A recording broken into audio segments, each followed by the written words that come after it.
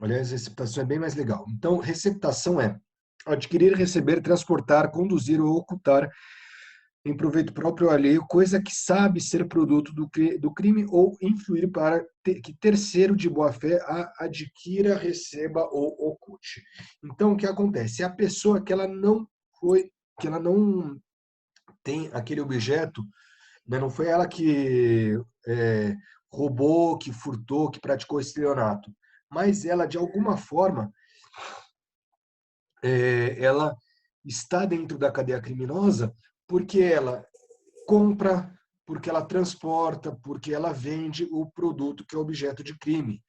Então, a pessoa que ela vende, né, que ela compra que ela furta ou rouba o celular e ela vende, ela não está cometendo receptação. Por quê? Porque o exaurimento do crime é justamente a venda. Quando alguém vende um celular roubado, né? Se a pessoa roubou um celular e ela vende, recebe um valor para referente àquele celular, ela roubou ou furtou justamente para ter o ganho econômico.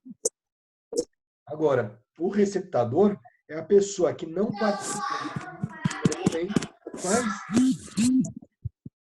ele, de alguma forma, acaba fazendo parte da cadeia criminosa e estimula o comércio ilícito, né? Estimula a criminalidade com a sua conduta.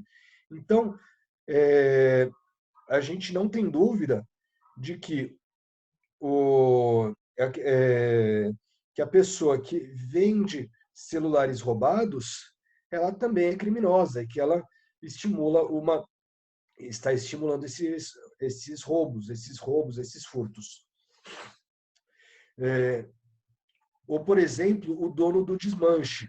Se a pessoa que rouba carro, ela não tiver lugar para vender esse carro, um desmanche, por exemplo, ela não vai mais roubar carro. Então, o que se busca é justamente com a receptação tirar essa parte do proveito criminoso, entenderam? Tá claro para vocês? Hoje vocês estão quietinhos, hein? O que está acontecendo? Mas É verdade. Ok. vamos seguir. O que acontece? Essa pessoa, então, é o dono do desmanche, é o dono é o dono da barraquinha de celular roubado, a pessoa, aquele dono da loja que trabalha com computação e que vira e mexe, compra equipamento, compra peça usada, que ele sabe, de uma pessoa que ele sabe que é ladrão, e daí o cara fala, olha, eu roubo esses computadores e depois estou vendendo para vocês. E também quem compra. Então, por exemplo, se você vai na Feira do Rolo e compra uma bicicleta, que você sabe que aquela bicicleta é roubada, também está cometendo falsificação. Opa,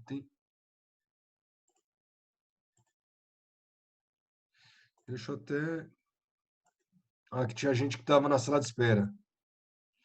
Então, se você compra algo que saiba ser roubado, também comete falsificação. Imagina que você,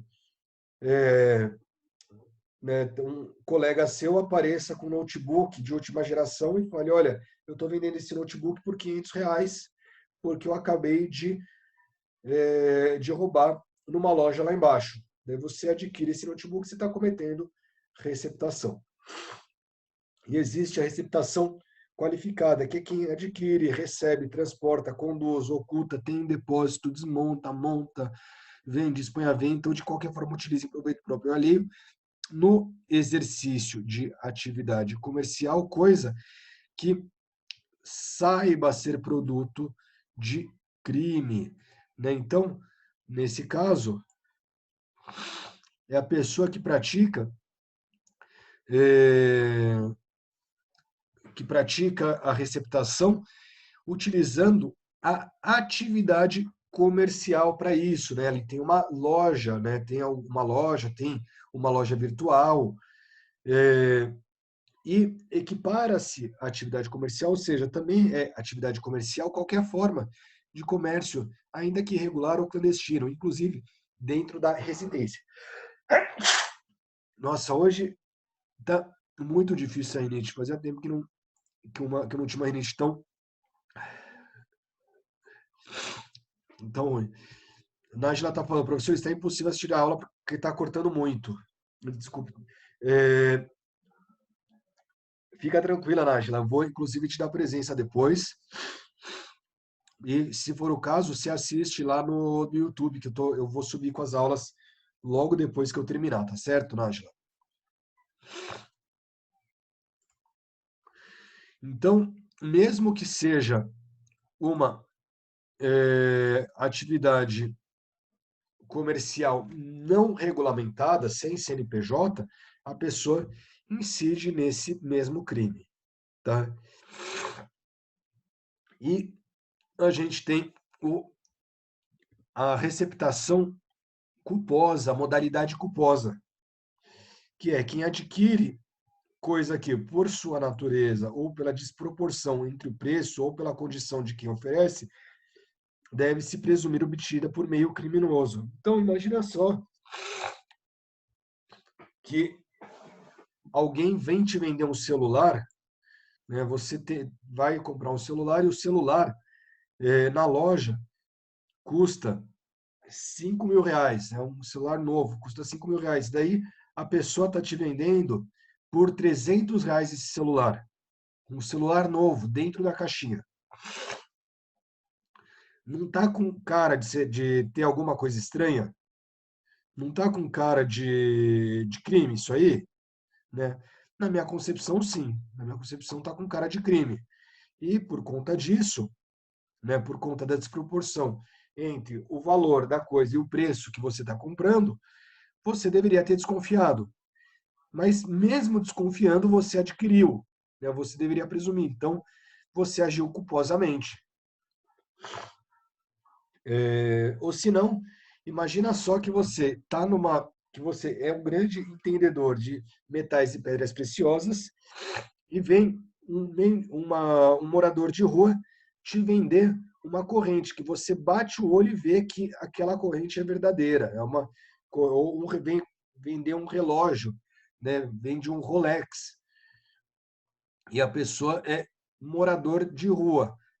Não é estranho um morador de rua te vender um Rolex? Né? Não parece que você não tem que desconfiar dessa situação? Então, nesse caso, você estaria praticando a receptação culposa. Né? Por quê? Porque você não sabia, você não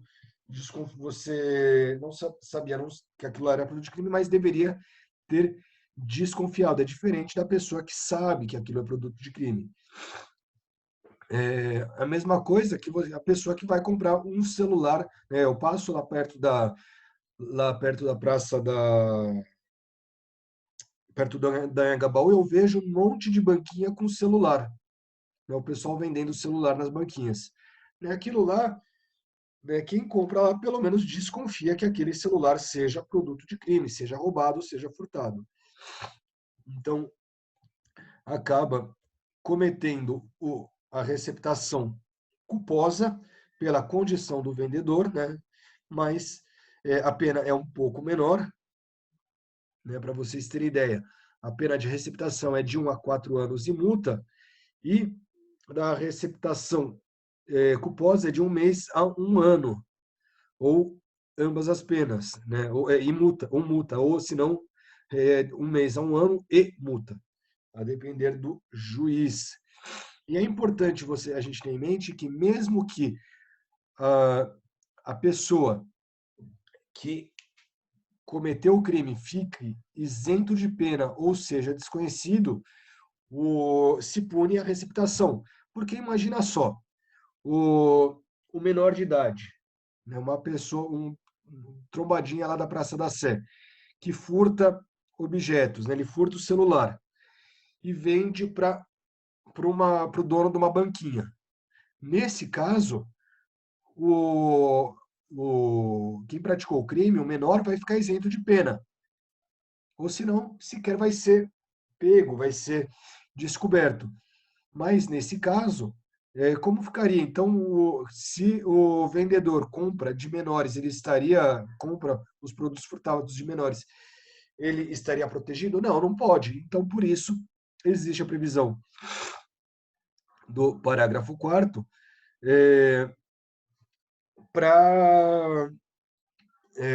existe a previsão do parágrafo 4º, né, que é mesmo que a pessoa que cometeu o primeiro crime fique isento de pena ou não seja conhecido, mesmo assim será a receptação é punida. E depois a gente tem a receptação animal, que é quem adquire, transporta, conduz, oculta, tem em depósito, vende com a finalidade de produção ou de comercialização semovente domesticável de produção, ainda que abatido ou dividido em partes que deve ser produto de crime. Como vocês sabem ou devem saber, é muito comum no interior, em áreas rurais, o roubo, né, ou o furto de animais, de bois, vacas, cavalos, cabras. Aliás, até porque eles têm um valor muito alto e muitas vezes é muito difícil de rastrear. E daí mesmo a pessoa imagina que a pessoa tem um frigorífico e recebe, né, o produto recebe gado, né, para abater gado roubado. Nesse caso, ela responde pelo crime de receptação animal, cuja pena é mais alta, é de 2 a 5 anos. Nossa, me desculpem, pessoal. Hoje não tá fácil, não.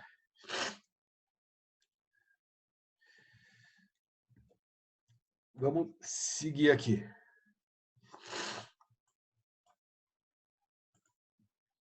Desculpa, deixa eu só assoar o nariz. Eu volto rapidamente. E mesmo. Vamos lá, pessoal. Quando a gente fala de crimes contra o patrimônio, que vão desde lá do artigo 155 do Código Penal até o 180A, tá certo? Quando a gente fala dos crimes patrimoniais, tem essas disposições gerais. Tá? O que se diz que existe isenção da pena quando o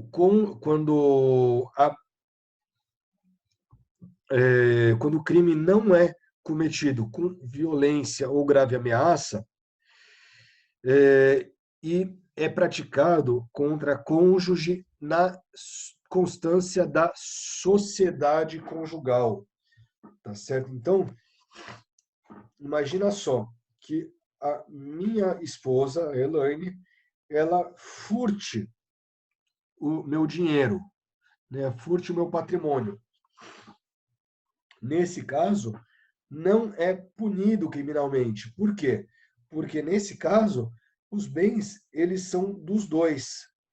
Então não é punível. Assim como não é punível quando o crime é praticado contra ascendente ou descendente.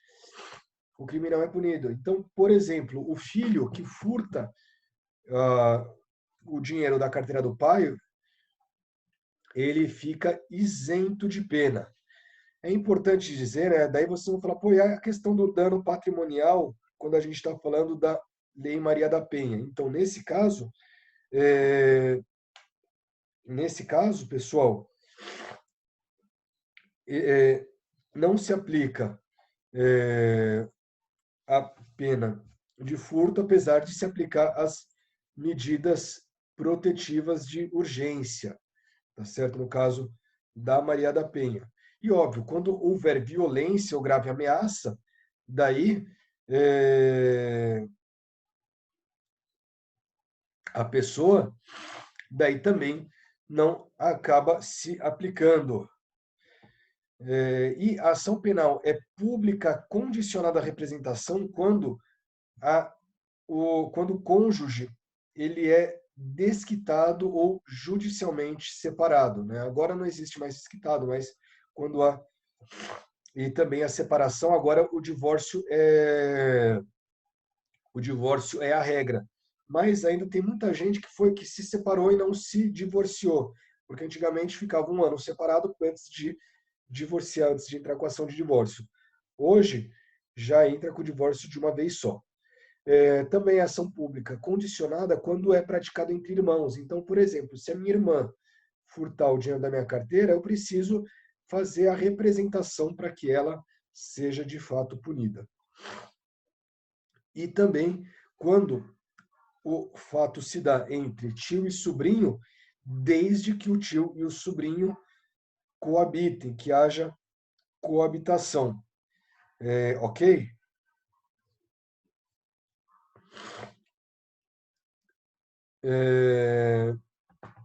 Quais são as exceções? As exceções ocorrem quando, no roubo, quando há roubo ou extorsão, obviamente, ou quando há emprego de violência ou grave ameaça à pessoa. Então, por exemplo, você. E daí, nesse caso, já fica claro a exceção da Maria da Penha. Imagina só que o marido ele queime os bens da esposa e fale assim: se você sair daqui, eu vou queimar você. Então existe uma grave ameaça. No caso, esse dano ele acaba também podendo ser, ele acaba sendo, ele pode ser apenado nesse caso. Também não se aplica ao estranho que participa do crime. Então vamos supor que duas pessoas resolvam furtar a residência do pai de um deles. Então são dois amigos e um deles fala assim: olha, vamos lá, vamos furtar a casa do meu pai. A gente pega lá a TV, pega os móveis, pega os produtos de prata, entra, eles estão viajando, vamos aproveitar isso aí. Não vai se aplicar, não vai, a pessoa que é filho vai ficar isento de pena, mas a pessoa que está junto com o filho, que é o partícipe, né, ou que é o coautor, para ele vai ser aplicada a pena. E também não se aplicam essas disposições, ou seja, vai ser apenado quando a vítima é maior de 60 anos, quando a vítima é idosa. Então, nesse caso, o crime acaba, a pessoa acaba respondendo. Então, se a pessoa furtar os objetos do pai que seja maior de 60 anos, aplica-se a pena sim. Ok? Vamos lá. Alguma dúvida, pessoal? Tranquilo. Tranquilo? Boa. Então vamos seguir. Violação de direito autoral. Violação de direito autoral é quando a pessoa copia obra de outra, né? Violar direitos autorais ou outros que lhes são conexos. Então, por exemplo, como vocês sabem, eu estou lançando um livro. Né? Aliás, vai ter uma live com o Juca Kfouri na terça-feira que vem, para quem quiser assistir. Depois me segue lá no Instagram que eu vou colocar o card lá do lançamento. Então, vamos supor que algum de vocês, que o Valfran, ele compre o livro, tire cópia e, e distribua essa cópia para a sala toda. né? Fale assim, olha, aqui está o livro do professor, ninguém mais, eu já comprei, vocês não precisam comprar, e está aqui para a sala toda, vem, coloca a obra inteira. Nesse caso, o Valfran estaria cometendo esse crime. Aliás, quem nunca copiou, quem nunca tirou xerox de uma parte relevante de um livro, ou não baixou um livro pela internet, não baixou uma música, um filme sem a autorização. Vocês também são da época do Napster ou não? Vocês lembram do Napster? Não lembro, não. Então, o Napster era uma plataforma que você baixava as músicas e não pagava os direitos autorais dos artistas, né? E daí o Metallica entrou com uma ação lá nos Estados Unidos e as músicas do Metallica não poderiam passar no Napster, senão o Napster sairia do ar, né? Era uma plataforma PIP, né? Que você baixava dos outros e as pessoas baixavam de você. E então, pessoal, nesse caso, o Valfran, né, que eu dei o exemplo do livro, o Valfran ele estaria cometendo o crime de violação de direitos autorais. Como eu não estou ganhando nada com a venda dos livros, quem está ganhando tudo é a editora ela poderia entrar com ela poderia fazer uma representação contra o Valfran para que o Valfran fosse processado, tá certo? Por quê? Porque nesse caso o Alfredo não teve interesse de lucro, ele só queria disseminar o conhecimento, né? Aliás, como quem está com os meus direitos autorais é a própria editora, se eu passar o PDF do livro para vocês, eu também cometo um crime de direitos autorais. Entenderam?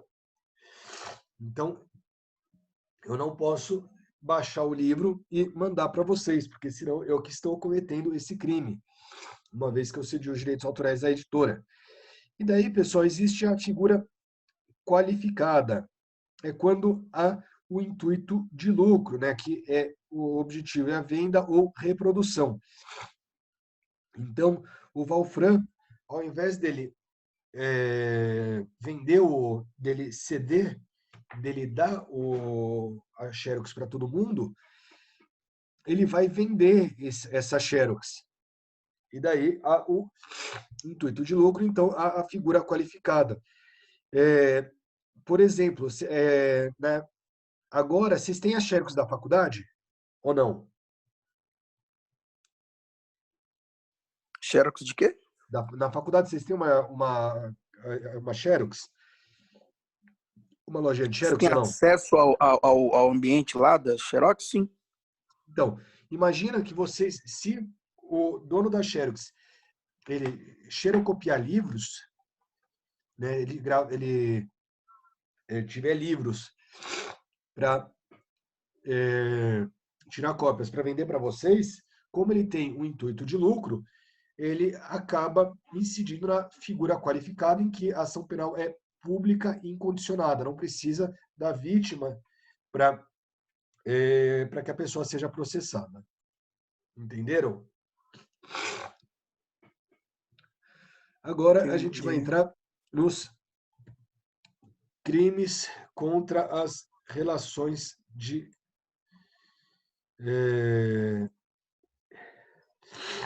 trabalho, tá certo? Que é o artigo 197. Aliás, vocês viram que a gente passou do artigo 184 para o 197. Por quê? Porque do artigo 185, né, o artigo 185 foi revogado, né, o artigo 186 são as disposições referentes à violação de direito autoral, e do artigo 187 ao 196, todos foram revogados ainda em 96. Né? Então, esses artigos já não existem mais.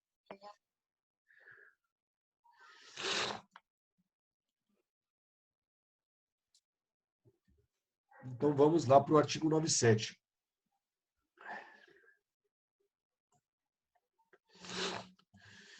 Atentado contra a liberdade de trabalho. Constranger alguém mediante violência ou grave ameaça a exercer ou não exercer arte, ofício, profissão ou indústria ou a trabalhar ou não trabalhar durante certo período ou em determinados dias, né? Ou também abrir ou fechar seu estabelecimento de trabalho ou participar de parede ou paralisação de atividade econômica. Na primeira figura, é aquela pessoa que determina que a pessoa, né, que foi, mediante violência ou grave ameaça,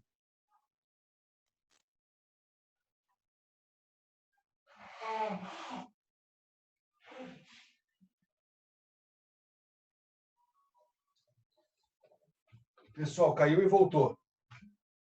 Fui lá ver o meu, fui lá ver o modem para ver o que tinha acontecido. Beleza, agora tá bom. Voltou, né? Fui lá ver o modem para ver se Sim. tinha acontecido alguma coisa.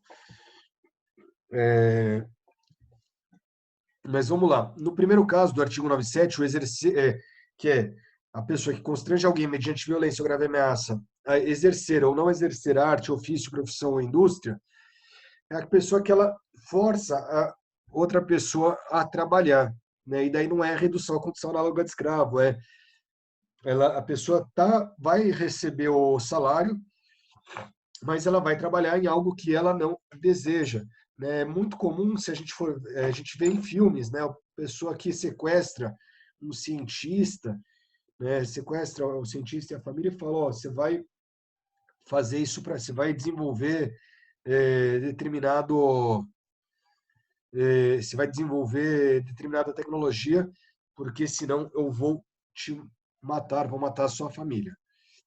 E no inciso 2 é o abrir ou fechar estabelecimento de trabalho ou participar de parede ou paralisação de atividade econômica. No caso, é só quando há o constrangimento mediante violência ou grave ameaça, porque senão seria inconstitucional, porque estaria incidindo sobre o direito de greve. Então, vamos supor que os grevistas, eles ameaçam ou agredem as pessoas que tentam furar a greve. Nesse caso, incidiria no artigo 197.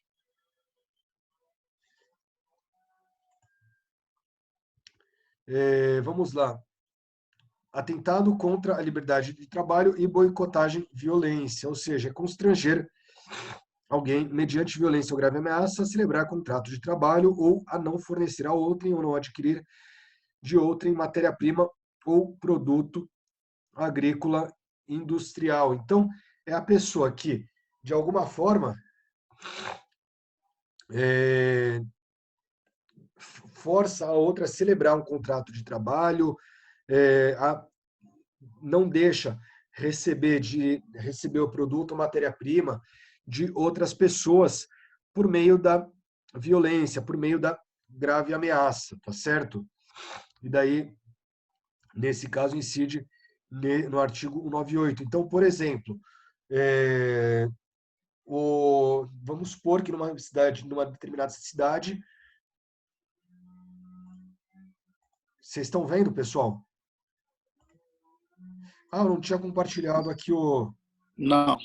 Não tinha compartilhado, desculpa. Agora que eu vi que eu não tinha compartilhado o nosso slide. Então, é, é a pessoa, imagina numa cidade pequena, no interior, em que a pessoa, ela, né, ela quer falir o seu concorrente. E daí ele não impede que qualquer pessoa compre daquela fazenda, né? Compre soja, compre produtos agrícolas daquela fazenda. Então, incide nesse crime. Pessoal, eu vou fazer a chamada e daí, a partir do artigo 199, a gente vê na próxima aula, tá certo? E daí vamos, Tá porque certo. senão não vai dar Beleza. tempo. Senão, que eu já vi que não vai dar tempo. Tem muita matéria para pouco tempo.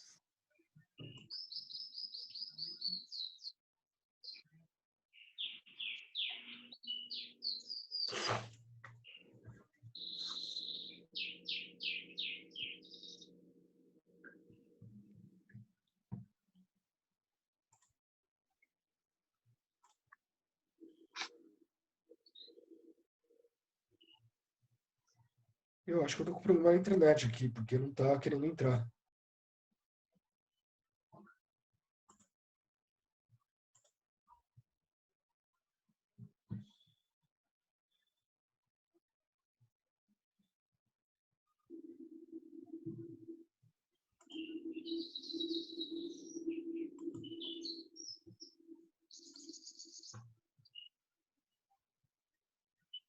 Agora foi. Voltou aí? Voltou. Não sei o que aconteceu, mas resolveu que a internet resolveu cair justo agora. Já lançou as notas já, professor? Não, vou lançar essa semana. Beleza. Deu tudo certo com todo mundo, então? Não, mas vou corrigir, eu tenho que corrigir ainda, Valfran. Tem muita coisa. Ah, tá. Beleza. Porque